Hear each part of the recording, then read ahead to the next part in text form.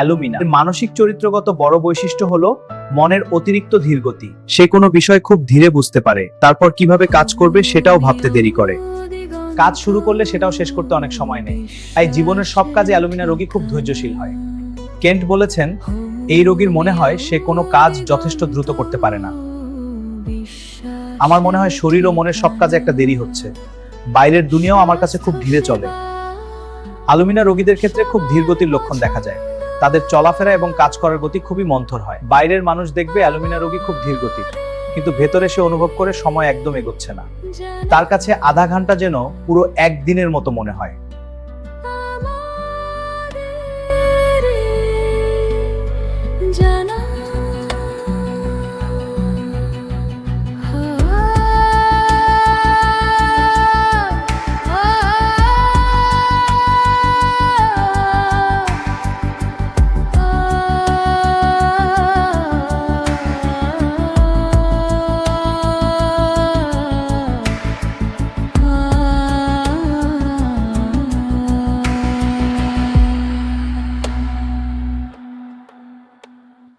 জন্দেরি জানতুরে আমার মুখলে জানা, জন্দেরি জানতুরে আমার,